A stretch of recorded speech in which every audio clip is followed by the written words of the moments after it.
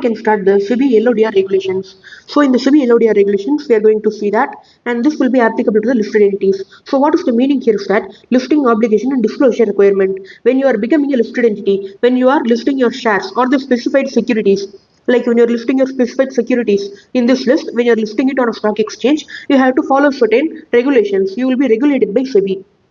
The moment your stocks are listed, you will be regulated by SEBI, and SEBI has given regulations that you have to follow. That is the listing obligations. When you're doing the listing of your securities, you have to follow certain obligations. Then disclosure also you have to give. So for that we are having this regulation. Then the next thing, when you see the applicability they have given, that is not relevant for us. Now we can start to see the regulations one by one. So when you see the regulations, we are having substantive provisions. The main regulations we are having in the main body of regulations, and then the procedures and all we are having it in the schedules. The first regulation is regulation number 17, which talks about the board of directors. So the board of directors of the listed entity. Everywhere you are going to talk about the listed entity only. The entity that is listing the specified securities in the stock exchange. Then the composition of the board. What will be the what we can say, the members of the board. Who will be the members of the board? When you see here, for a listed entity, the board shall have an optimum combination of executive and non-executive directors. So executive, non-executive, that should be in an optimum combination, and not less than 50% of the board shall be non-executive directors. So 50% of the board should be non-executive directors. That is a minimum requirement. Minimum 50% should be non-executive directors. Then at least one woman director should be there. So for the listed entity, at least one women director should be there, and 50% should be non-executive director. So this is the first requirement. Then if your company is in top 1000 listed entities, then at least one independent woman director should be there in your board of directors. So this is what they have given as the requirement. Then where the chairperson is a non-executive director. So here we are having two cases. Chairperson, either he is an executive director or he is a non-executive director. So this is a safer side. This is a little bit dangerous side. So when you see, when you are having a non-executive director as a chairperson, then you have to keep 1/3 of the board as independent director. When non-executive director is the chairperson, you have to keep 1/3 of the board as independent director. But when executive director becomes the chairperson, you have to have 50% of the board as independent directors. So here if you see, non-executive director, 1/3 should be the independent directors. If it is not a non-executive chairperson, that is, he is the executive director, at least half must be independent directors. If you are keeping the chairperson as an executive director, you have to appoint more independent director. Here 33 independent director will be there for 100 the percentage. Here 50 independent director should be there out of 100. So the percentage when you see here, it is higher. When you keep executive director as chairperson, you have to appoint more independent director. Then the next thing, when you see, when the chairperson is a non-executive director only, but he is related to the promoter. Then also you have to keep 50% independent director. So then also the same thing here. Non-executive director, chairperson, 1/3 should be independent director. Executive director becomes the chairperson, 50% should be independent director. Non-executive director only, but he is related to the promoter. Then also you have to appoint 50% as independent director in the total number of members in the board of directors. Then when you see, the board of directors of top 2000 listed entities comprise not less than 6 directors. For the top 2000, they have to have minimum 6 directors. So that is one more point. Then here when you see, for a listed entity, any person who has attained 75 years, they cannot be appointed as a non-executive director. Any person who has attained 75 years, we cannot appoint them as non-executive director. So that point they have given. But if you want to appoint them, you have to pass a special resolution. That requirement they have given. So this is an important point. Age limit 75, you have to remember it. Special resolution you should pass, only then you can appoint the person who is aged more than 75. Then board meetings and quorum. How much times you have to conduct the board meetings? At least 4 times in a financial year. Then the maximum gap between two meetings can be 120 days only, not more than 120 days. The maximum gap will be up to 120 days. Between one meeting and another meeting, the gap should be only 120 days. The next thing, when you see quorum, minimum number of members that should be there, only then we can start the meeting. So the quorum for every meeting, for the top 2000 listed entities, we are having one quorum. That will be 1/3 of the total strength, or 3 directors, whichever is higher. So for the top 2000 listed entities, 1/3 of the total strength, or 3 directors, whichever is higher. So when you see top 2000, 1/3 or 3 directors, whichever is higher. So that you have to follow. Then when you see at least one independent director should be there in the top 2000 listed entities for quorum. Top 2000 listed entities, at least one independent director. Then review of the compliance report. The board will periodically review the compliance report of all the laws, whatever the laws that is applicable to the company, whether they are properly following it or not. For that will be revealed in the compliance report. That will be reviewed by the board of directors. Then the evaluation of the independent directors shall be done by the entire board of directors. The entire board will be doing the evaluation of independent directors. Then in that what they will evaluate? They will evaluate the performance, whether they are performing properly. Why we are keeping the independent directors in the company? Because they will give us some valuable insights. When they are independent, they will not be biased. They will be unbiased. And these independent directors, they will be having years of experience. And those people, we are keeping them in our board so that we will get valuable insights about the industry and what we can do, and they will give us various ideas when we are conducting the business. So for that only we are having the independent directors. Also, when there is something wrong that is going on in the company, these independent directors, they will inform the outside authorities. Why they will inform the outside authorities? Because they are unbiased, they want to protect the shareholders. For that only they are inside the company. So they will not be biased, they will be the whistleblowers in some kind of. When something extremely wrong is going on with the company, they will inform it to the outside authorities. For that only we are keeping independent people as the independent directors. So when they are such persons, we have to evaluate whether they are doing the work properly. That performance they will evaluate. Then whether they are fulfilling the independent criteria. So whether they are truly independent. Independent means they should not get a high amount of money from the company. Monetary transactions should not be there. Like that, we are having a lot of conditions that we will be seeing in the Companies Act. So whether they are truly independent according to the conditions that we will be checking. So this is the evaluation of independent directors. Then the next point, when you see maximum number of directorship. Maximum number of directorship means a person can be a director in maximum how many entities? One person can be a director in maximum how many entities? So that we are having the answer as 7. A person shall not be a director in more than 7 listed entities. Maximum 7 listed entities you can be a director, and maximum you can be an independent director, that also in 7 listed entities. The person shall not serve as an independent director in more than 7 listed entities. 7 is a very important number. You have to remember it. More than 7 listed entities, you cannot be a director. More than 7 listed entities, you cannot be an independent director also. The maximum number is 7 for both directorship and an independent directorship. Then, if you are already whole-time director or managing director in one listed entity, then remaining is you can be the independent director in not more than 3 listed entities. If you are already managing director or whole-time director in one listed entity, then the limit remaining is you can be an independent director in 3 listed entities. Independent director in 3 listed entities. That is the limit that you are having remaining. So that limit they have given here. This is one important point. Maximum number of directorship. They may ask questions from this point. And here also this point is important. This 75 years point. Also this board composition. This point is important. So this particular topic itself is important. Board of directors and then the maximum directorship in this particular chapter. Then when you see restriction of on number of memberships. So membership of the committee. So we will be having committee like nomination and remuneration committee, audit committee, risk management committee, nomination and remuneration committee, and then the audit committee. Like that, you will have a lot of committees.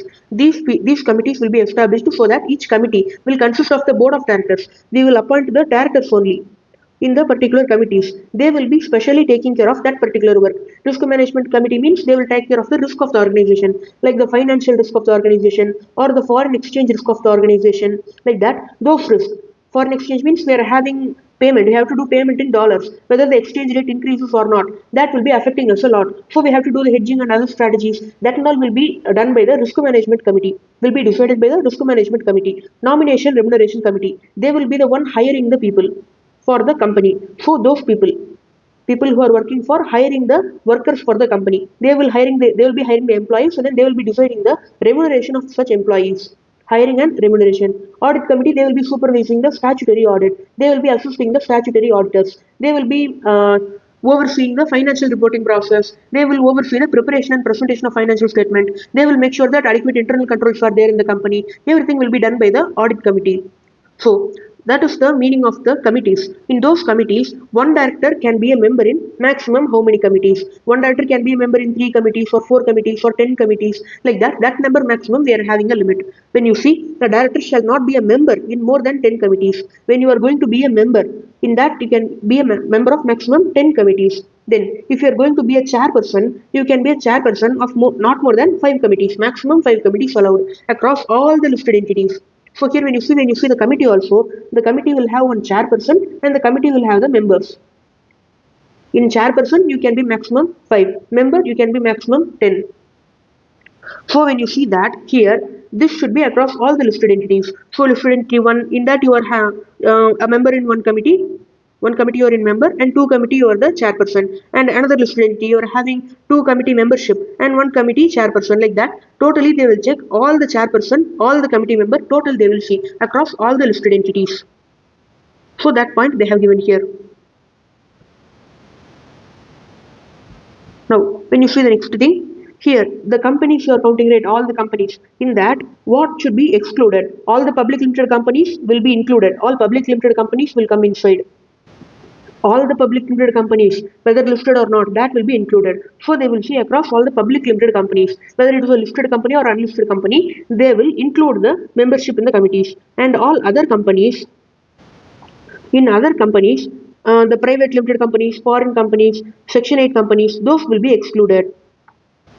So they will see the committee membership and the chairperson membership of all the public limited companies, but they will not check the private limited company or foreign company or Section 8 company. Then, for the purpose of determination of limit, chairpersonship and membership of the audit committee and stakeholder relationship committee alone shall be considered. So they will see the committee membership and then chairpersonship of the audit committee and stakeholder relationship committee. Only if you are a chairperson or member of these 2 committees, they will include it in the limit. Otherwise, you can be in other committees, you can be any number of members. So you can be a member in 10 risk management committee or 12 risk management committee in various companies. That also you can do. But audit committee and stakeholder relationship committee, that only they will check.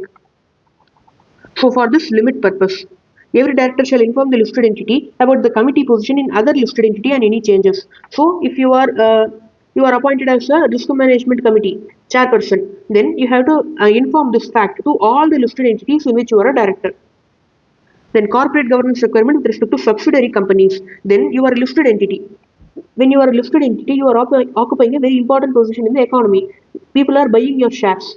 So you should be in a very, what we can say, responsible position. Now, you should monitor not only your company strictly, but also you should monitor the subsidiaries. That also material subsidiaries. Material subsidiaries and significant subsidiaries you have to monitor. In that subsidiary, mainly the important transactions that you have to take a note of it, and then you have to analyze it properly, whether the subsidiary is properly doing the transaction or not. If this subsidiary incurs a loss, what will happen? Obviously, the holding company, you, the listed entity, should contribute it. So, people will look at the group picture. Subsidiary along with the listed entity, they will look at it. Only then they can understand the financial health. Only if a subsidiary is good, the listed entity will also be good. If the subsidiary goes into bankruptcy, listed entity will try to pull it back. For that, the funds of the listed entity will go into the subsidiary. So, that risk also there. So, the subsidiary should also be properly monitored by the listed entity. Subsidiary of the listed entity should be properly monitored by the listed entity. Now we can see the regulation, how they will monitor.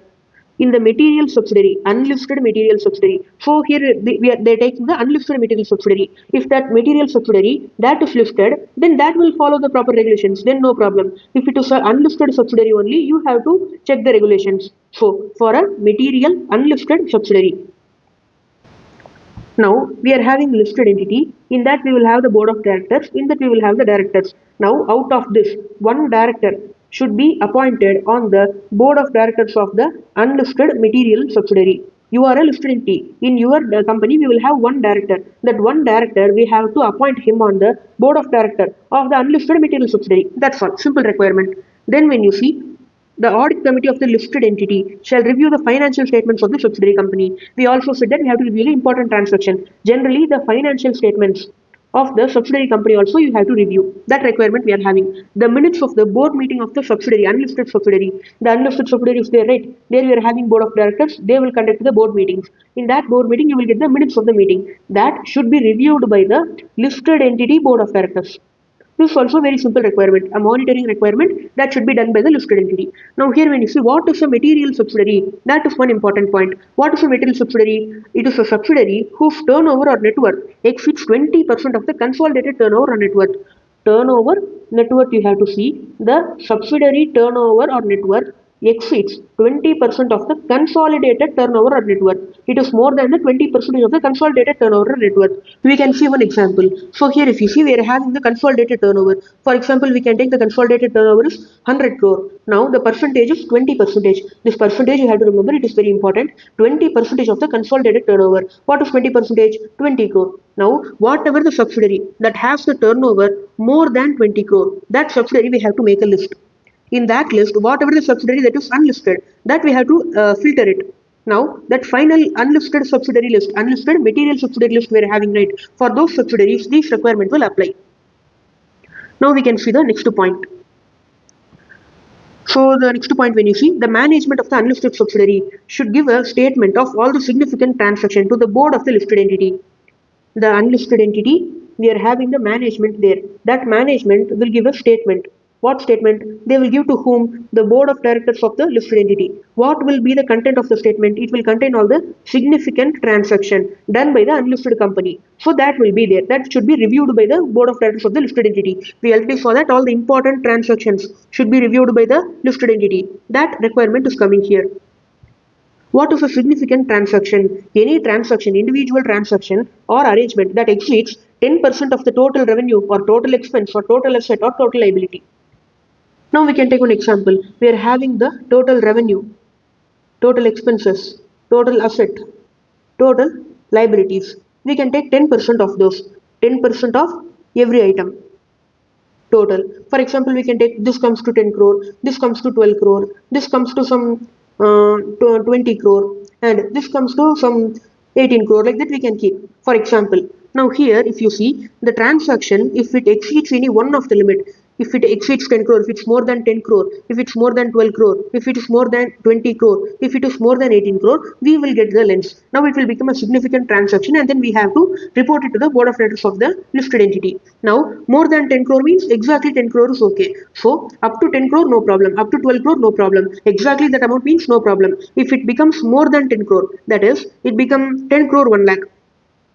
Then in that case, this will become a significant transaction. So that is the thing here. They may ask numerical questions like this also. Now when you see the listed entity shall not dispose shares in the material subsidiary to less than or equal to 50%. Now the listed entity is having the subsidiary. Subsidiary means 51% share capital should be there. So that is the meaning of a subsidiary. Here when you see, if the listed entity, the holding company sells the shares, then the shareholding will drop. That should not happen. The holding company can sell the shares, but the total shareholding after the sale should not drop to 50% or less. So that only they have given here. Before selling the shares, which will result in the shareholding to 50% or less, it will lose the control. Then we will no longer be the holding company. The listed entity will no longer be the holding company. If you want to do that kind of sale of shares, then you have to get the special resolution. You have to get the special resolution. After that only you can do that. Then if you are doing the sale of shares based on a insolvency and bankruptcy code as per the scheme approved by the court or tribunal, then there is no problem. Normally you have to pass the special resolution. If you are having the court or NCLT approval, then no problem. You have to disclose it to the stock exchange also. Then the most important assets in the subsidiary, we will have some key assets. That assets you should not sell it without getting the permission. The permission from the shareholders to special resolution. You cannot sell, dispose or lease the assets of more than 20% of the material subsidiary. This is the all material subsidiary, listed material subsidiary and unlisted material subsidiary. For any material subsidiary, you cannot sell the assets. More than 20% assets, you cannot sell it. For that, you have to get the special resolution. So that point also we are having here. Then where a listed entity has a listed subsidiary, then the listed subsidiary should follow it for its subsidiaries. Listed entity, we are having one listed subsidiary. Listed subsidiary, it also has many subsidiaries. Now, this will be a holding company. Listed subsidiary will act as a holding company and it will follow all the regulations for its respective subsidiaries. So that point they have given. Then they have given the corporate governance report, like what is the format of the report that they have given under each and every heading, what should be the items, what should be information displayed, that they have given here, that you can read by yourself. That is not that much important. Just you can give one reading. They will not ask write the format exactly like that and all. They will not ask you. So just give a plain reading. That will be enough for that. Then here the most important part starts. General obligation of compliance. From this only the important part starts, and this thing is not important from the exam point of view, this corporate governance report. And this point we saw, right, the significant material subsidiary, significant transaction, and then unlisted material subsidiary. These points are very important. They're asking questions. In FETA also they're asking, in IBS also they're asking questions from this. Particularly the significant transaction reporting point, that and all they can test it. Then the special resolution point, this point also you have to remember it properly. When you want to do something, a major modification or a significant alteration to the subsidiary, then you have to get the special resolution. Like that you can remember it in short. Here when you see general obligation of compliance, this regulation should be followed by the company properly. For that they have to appoint a compliance officer. It should be a qualified company secretary. He will be a part of the key managerial personnel. He should be at least one level below the board of directors. Board of directors is there. You can keep the company secretary in the same level, or else if you don't want to keep it the same level, one level below. So in this level you can keep the company secretary. Below that you cannot reduce the rank of the company secretary. In the organizational structure of the company secretary should have a power that is equal to one level below the board of directors. It can be equal to the board of directors also, but minimum should be one level below the board of directors. Below that you cannot reduce the rank or power or the structural hierarchy of the company secretary position. Then the compliance officer should be responsible for checking whether the provisions are followed properly. He will be reporting to board. Board means board of directors, and then the SEBI. You can take it in any manner. Then he should verify that all the correct procedures are followed. Then quarterly compliances for every quarter, every 3 months, like January, February, March, one quarter we are having. April, May, June, we are having one quarter. Like that for every quarter, some compliances should be done, some reports should be filed. The investor grievances report, like in the beginning of the quarter, how many investor complaint you had, and then in the quarter, how much you received, and how much you resolved, that you have to minus, and then that you will have to take the closing complaint, that you have to display it separately. So that you have to give the investor complaint, investor grievance report. After that, you have to give the other corporate governance requirement report also. That point they have given. The next point, when you see, the listed entity should submit the shareholding pattern. What are all the shares that are there in the company? Who are all the shareholders? How much which person is holding how much percentage shares? Everything should be given in a detailed report to the SEBI. 1 day prior to listing of securities. For each class of securities, like for each class of equity share, for each class of preference share, or for equity share, preference share, like that you have to give the shareholding pattern report. 1 day prior to listing of the securities on the stock exchange. 1 day prior to the listing, you have to give the report. Or also on a quarterly basis. This is 1 day prior to listing. Additionally, on a quarterly basis, within 21 days from the end of each quarter, you have to make this report and file it. Within 10 days of any capital restructuring or any in the capital restructuring, the change is happening more than 2% of the paid up share capital. Then also you have to give the report. 1 day prior to listing, 21 days from the end of quarter, 10 days of capital restructuring if there is a change more than 2%. Then the statement of deviation or variation. You are raising the money from public through public issue, rights issue, preferential issue. You are collecting the money from the public. You will be giving what is the purpose for which I am going to use the money. I am going to invest in an infrastructure project. I am going to do a proper contract. I have got a very big contract from the government, a tender. Like that, some purpose you will be mentioning. So for that purpose only, you have to properly use the money that you collected. For that, we will be checking it. If you did not use it properly, if there is any deviation, that you have to find it out, and then the listed entity should file it as a report to the SEBI.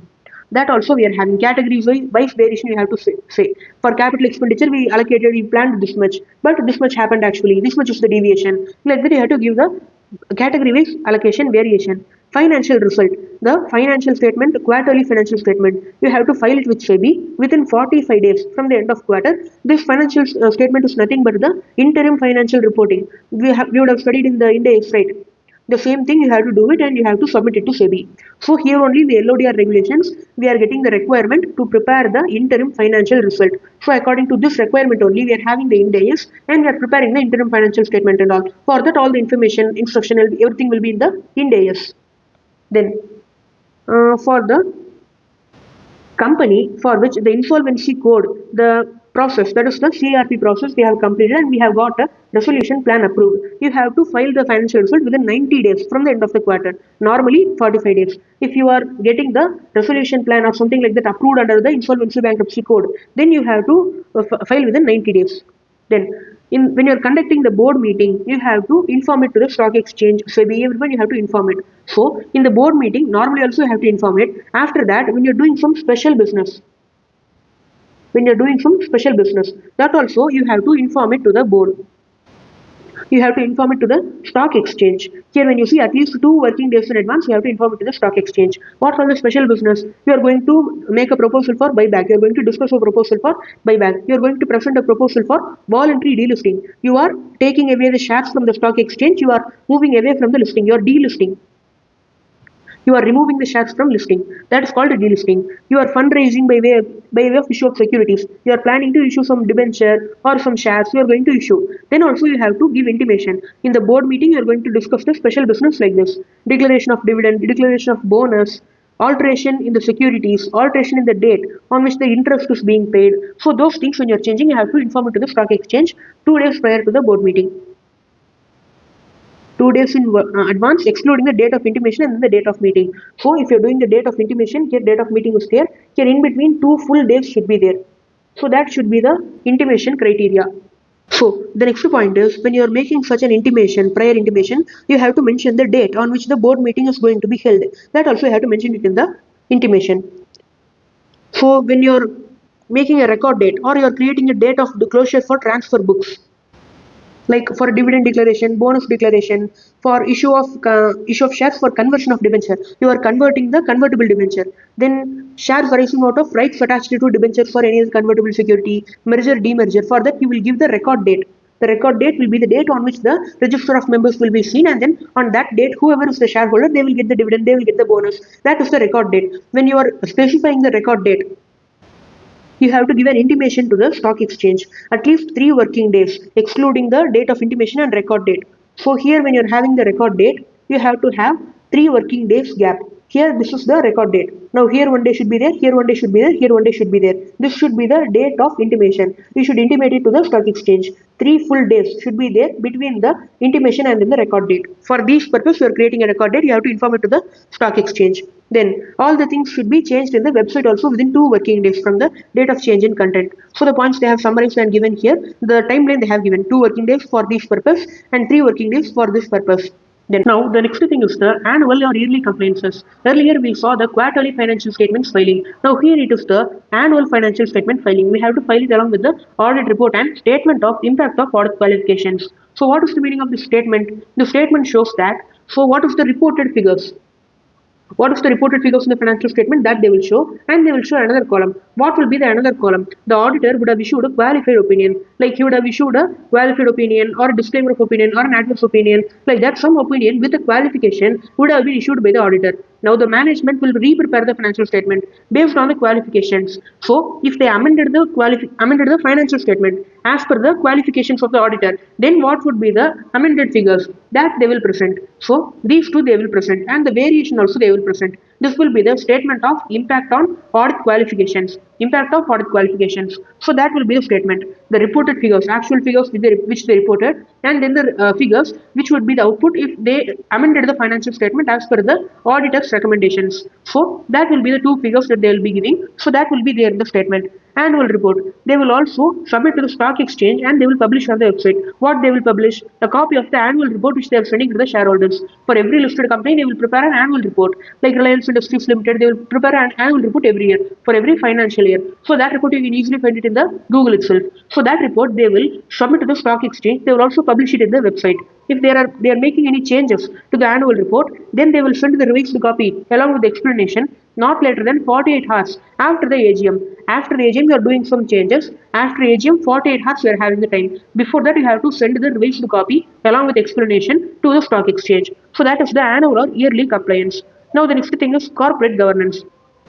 Now in corporate governance, when you see the compliance report on corporate governance, you have to give the quarterly compliance report within 30 days from the end of quarter. The annual compliance report, you have to give it within 6 months from the end of the financial year. You can also submit it along with the second quarter report. That also they have given here. Now this is the timeline you have to remember. Quarterly compliance, 30 days from the end of quarter. Annual compliance, 6 months from the end of the financial year. This compliance report, you have to file it within this timeline. The next thing is related party transactions. Now we can start the topic of related party transaction. Now in related party transaction, this is an important topic in SEBI LODR, and in the Companies Act also, they are having the related party transaction topic. That is also an important one only. In exams in SETA and IBS, they are asking questions from this related party transactions many times. So this part is important, whether in Companies Act or in SEBI, this is important part. That is the first point in this topic. The next is the point when you see the related party definition. In Companies Act, we are having a related party definition. The same thing will be applicable in SEBI also. Along with that, additionally, these people also will be there in the related party. So first we can see the Companies Act definition. Here I will not be giving the explanation for each and every point. Just some points I will tell you the explanation. Rest you can read by yourself. So this is a normal related party definition only. A director or a relative. For a company, the director will be a related party. Relative will be a related party. Director's relative. Then KMP or his relative will be a related party. A firm in which the director, manager or his relative is a partner. So a partnership firm we are having, in that the director is a partner. Then the firm will be a related party. The manager is a partner. Then the firm will be a related party. If the director's relative is a partner, then also the firm will be a related party. Manager's relative is a partner. Then also the firm will be a related party. Then a private company in which the director is a member or a director.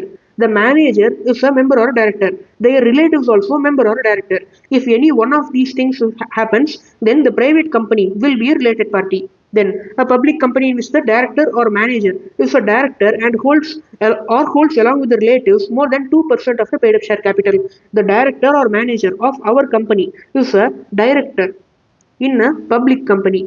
Now, in that public company, the director or manager, along with their relative, they are holding more than 2% of the paid up share capital. Then also that public company, it will be a related party to our company.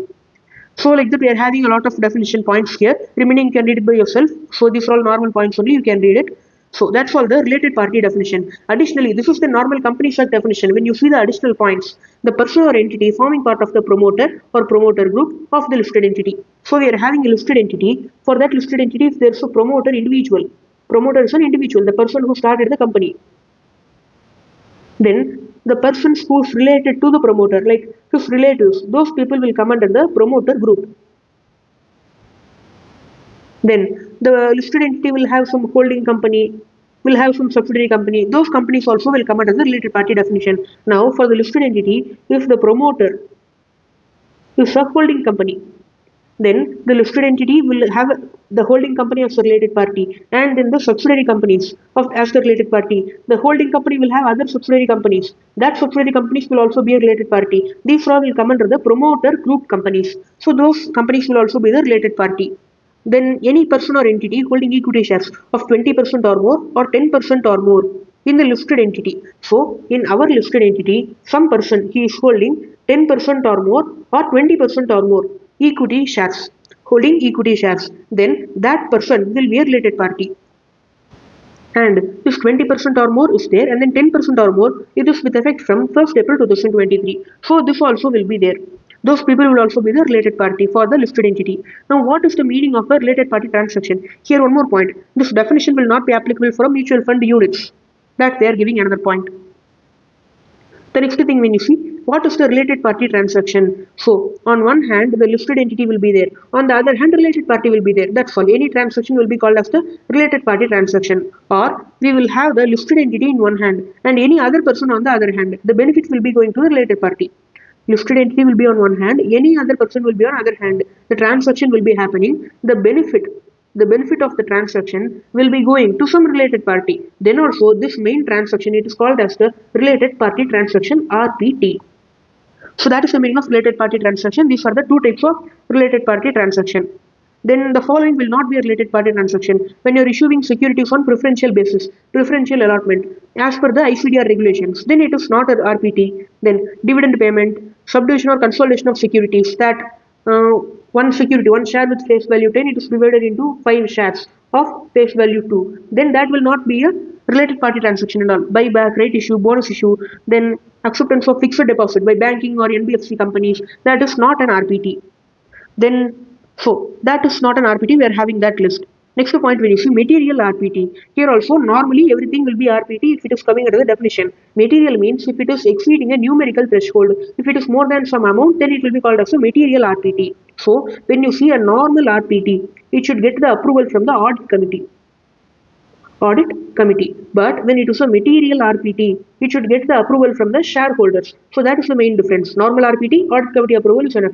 Material RPT, shareholder approval is needed. Now, what is a material RPT? If the transaction value individually the transaction or together with the previous transaction during the financial year. Transaction to related party, with one related party when you're doing individually the transaction or together with the previous transaction, the aggregate value it exceeds rupees 1000 crore or 10% of the consolidated turnover, whichever is lower. So first point you have to take 1000 crore as the first amount. Second amount is 10% of the consolidated turnover. Take the lower amount. Now in that you have to take the lower amount. Now the lower amount, for example, you are getting 100 crore. Then whatever the transaction, if it exceeds 100 crore, if the value is plus 100 crore, more than 100 crore, then in that case it will be a material RPT.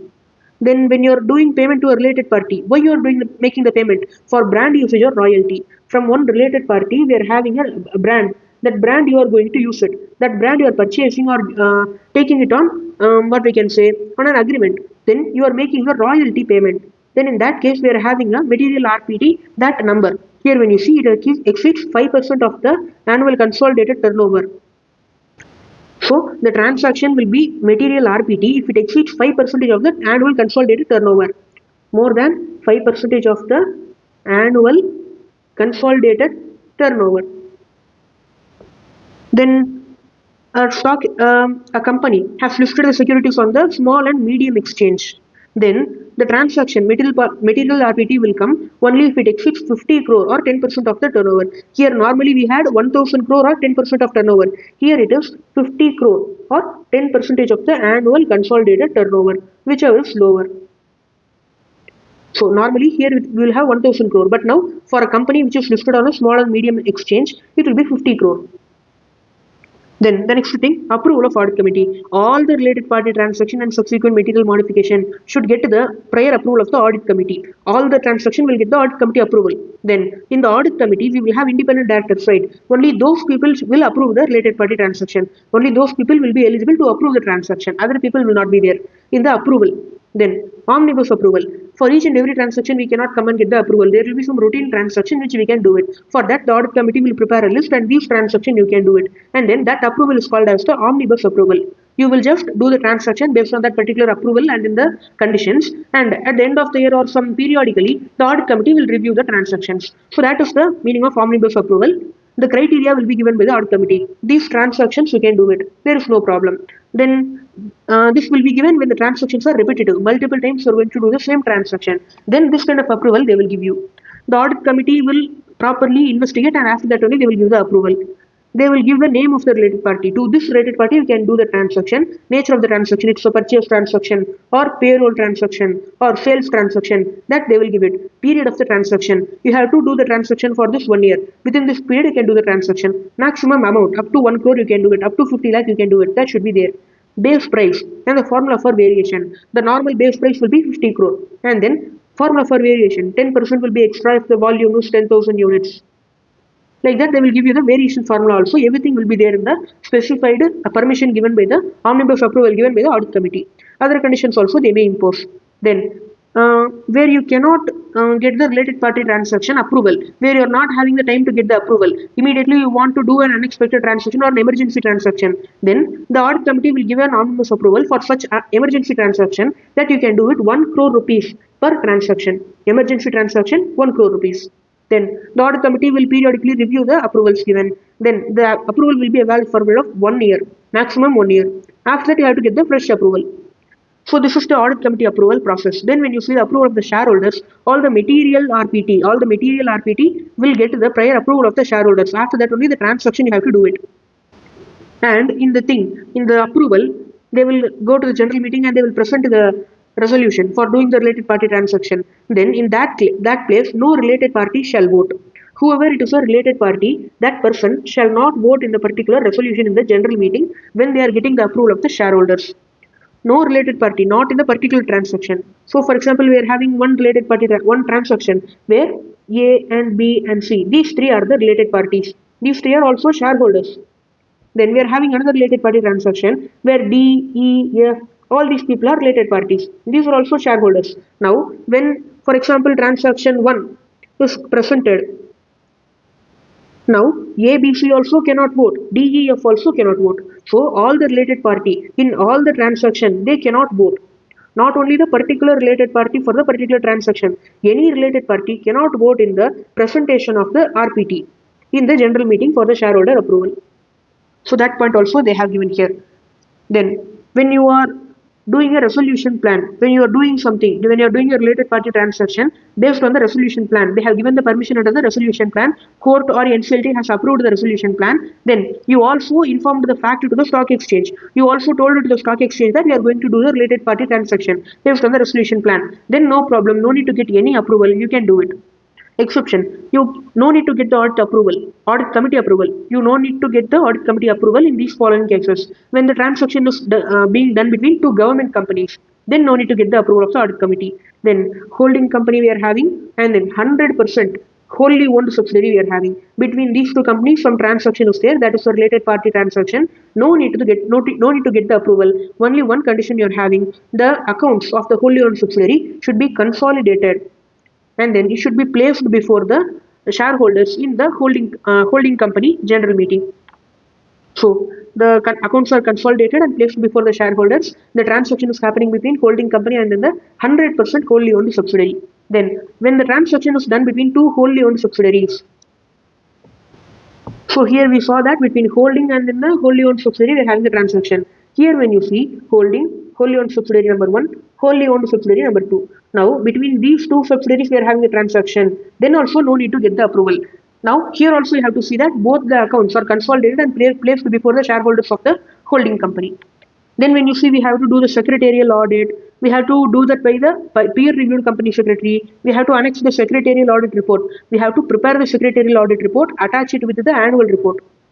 Then that they have given types of committees under LODR regulations. Audit committee we saw. Then nomination remuneration committee I told you. Then stakeholder relationship committee, risk management committee. Like that we have to form various committees.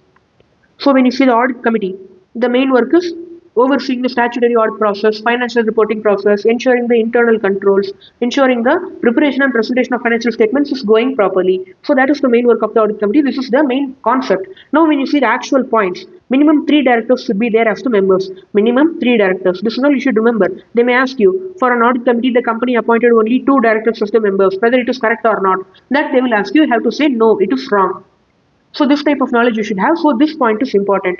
Audit committee, this point is important, and the entire related party transaction discussion.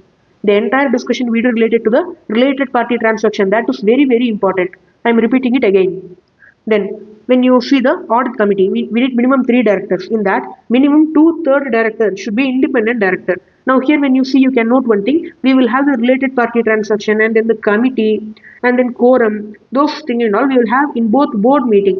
In the normal companies act, as per normal companies act, for the board meeting also we will have the quorum, we will have the timing for the board meeting, like that everything will be there in the normal companies act also. When you see the SEBI also, we are having various committees, meetings of the committees, board of directors meeting, the timing, everything is there in the SEBI also. You have to see the requirement of the question, whether they are asking for a normal company or they are asking for a listed company.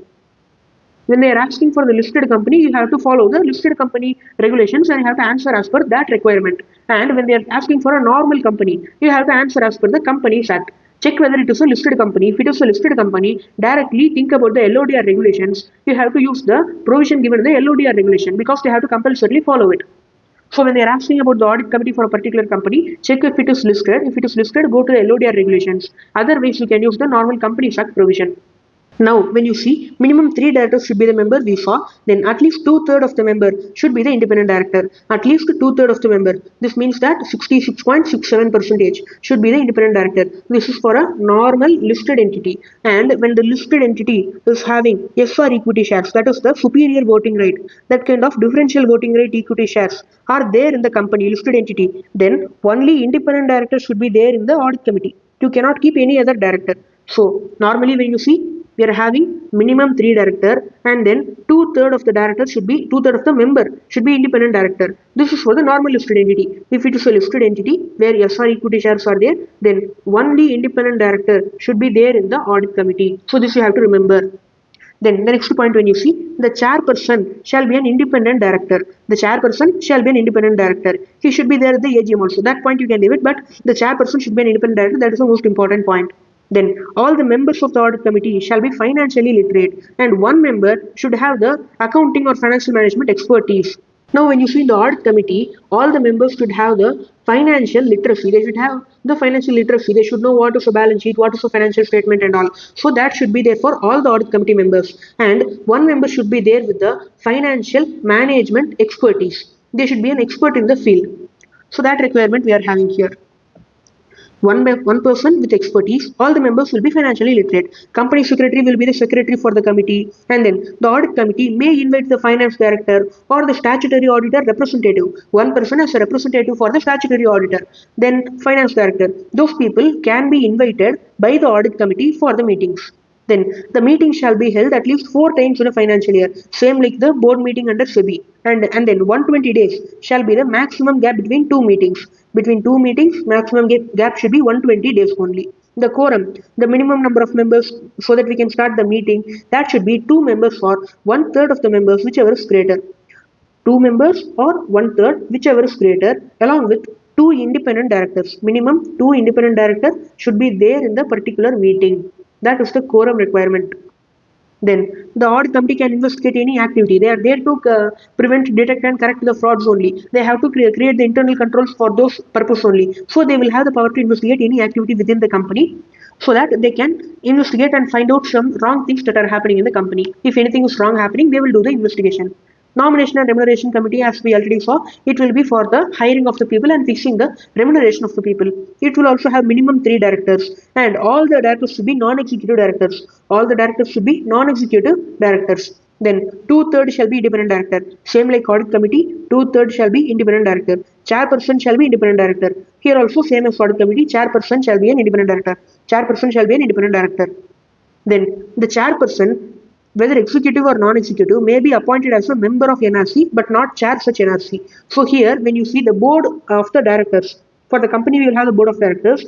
For board we will have one chairman of the board of directors. This chairman, he can be a member of the NRC. He can be a member of the NRC, that is allowed, but he cannot be a chairperson of the NRC. Nomination Remuneration Committee, he cannot be the chairperson. He is already the board of directors chairman. He cannot be the chairman of the Nomination Remuneration Committee. That point they have given here. Then the meetings, they shall meet at least once in a financial year. Here it is a relaxation, like they are not having that much strict regulation like audit committee. They shall meet at least one time, that is enough. Then the quorum will be same like two members, or here we are having one third, whichever is greater. The same thing, two members or one third, whichever is greater, and at least one independent director. Earlier in the audit committee, we had two independent directors minimum requirement. Here we are having at least one independent director minimum requirement. Then stakeholder relationship committee. Here also we will have the chairperson. The chairperson shall be a non-executive director.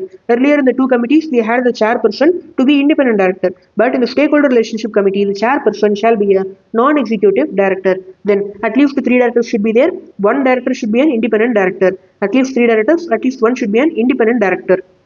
Then chairperson will be there at the AGM and all. The meeting should be held at least once in a financial year. Then risk management committee. Then minimum 3 members should be there. Majority of the members being the members of the board of directors with at least one independent director. The board of directors members we are having like normal directors. Those people itself, they can be the members of the risk management committee. At least one independent director should be there.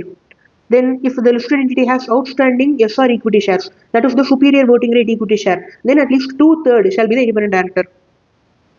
Normally, at least one independent director is needed. If the listed entity is having SR equity share, two-thirds of the committee should be the independent director. Then chairperson shall be a member of the board, and senior executive shall be the members. So, member of the board, from board of directors, one director can be the chairperson. Then risk management committee shall meet at least twice. 2 times they have to meet in a financial year. The quorum is same, 2 members or one third of the members, whichever is higher. Then they can meet on the meeting will be on a continuous basis, not more than 210 days shall elapse between two consecutive meetings. They can conduct the meetings in such a manner that between two meetings, 210 days should be the maximum gap. 210 days shall be the maximum gap. The board of directors will give the roles and responsibility of the committee, everything is there. The provisions of this regulation shall be applicable to top 1000 listed entities and a high value listed entity. So for these two entities, the regulation will be applicable. The risk management committee can get information from any employee. So they will get the power to demand the information from any employee. Then if you are not following all the regulations, the LODR regulations have come to an end. If you are not following the regulations properly, you will get fined, suspension of trading. The trading of your shares, SEBI will suspend it so that no one will be able to trade on your company's shares. Then they can freeze the securities. They can take any other action. So we have completed the LODR, everything we have completed. Now here when you see the audit committee is important. And then nomination remuneration committee, stakeholder relationship committee, till that it is important. So committee itself we can keep it as important, and then the related party transaction, that topic is important. After that, when you see the board of directors, the initial discussion we saw, right?